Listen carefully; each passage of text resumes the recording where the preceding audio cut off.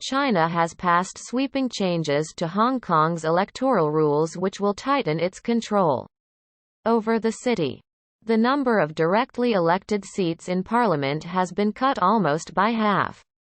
And prospective MPs will first be vetted by a pro-Beijing committee to ensure their loyalty to the mainland.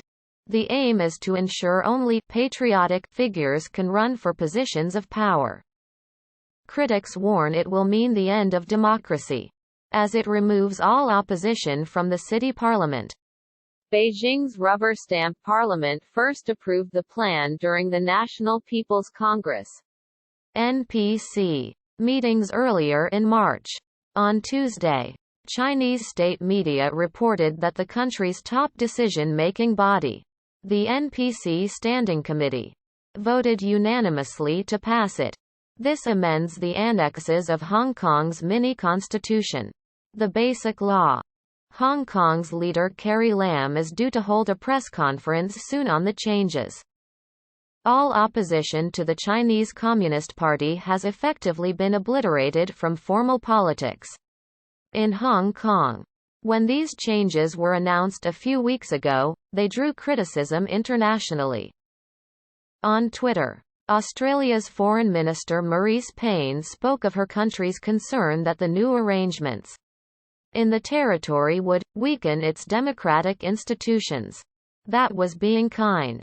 The U.S. Secretary of State, Antony Blinken, described the moves as an assault on democracy. The truth is, the city's electoral system was already rigged to ensure that the pro-Beijing camp could never lose control of the mini-parliament. The Legislative Council. Its leader, the chief executive, was already directly chosen by a pro-Beijing committee. The last time the only real elections in Hong Kong were held, those for local governments, the pro-democracy camp took control of all but one district council right across the city. This clearly spooked Beijing, so now they've stopped pro-democracy candidates from standing at all. State news outlet Xinhua has reported a list of reforms which, among other things, impact the way Hong Kong's Parliamentary Legislative Council (LegCo) is formed, effectively making it easier to bar politicians deemed critical of Beijing. The number of directly elected LegCo members falls from 35 to 20.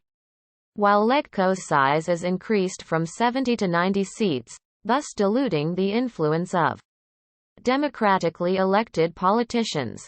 All prospective LegCo candidates will now have to go through 2 rounds of vetting before they can run by the powerful pro-Beijing election committee as well as a new screening committee.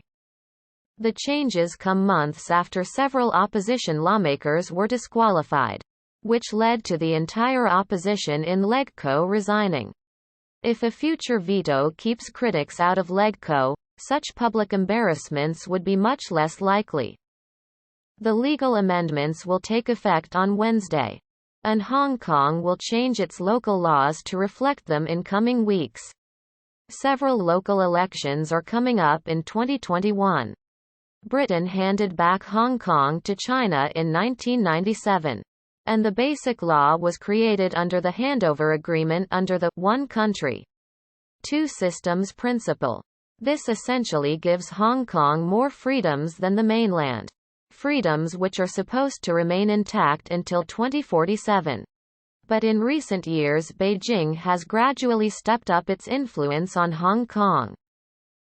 After years of pro-democracy protests, fresh demonstrations in 2019 escalated into waves of violence between activists and police, and major gains for the opposition in local elections. In 2020, Beijing then passed a controversial national security law, also adding it to a basic law annex, which essentially reduced Hong Kong's judicial autonomy and made it easier to punish demonstrators. Since then, a string of critics have been arrested under the law, which carries life in prison as a maximum sentence. Critics have alleged that with these moves to assert more control over Hong Kong, China is undermining the one country, two systems principle. But Beijing denies this.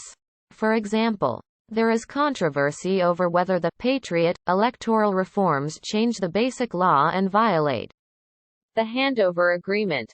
While Hong Kong's pro-Beijing camp says the changes do not have an impact on the mini-constitution, as only its annexes are being amended. The pro-democracy side insists they do. Technically, it's not a change to the basic law. Ian Chong, politics professor at the National University of Singapore, told the BBC. But in terms of affecting the spirit of having competitive elections and moving towards universal suffrage, it would be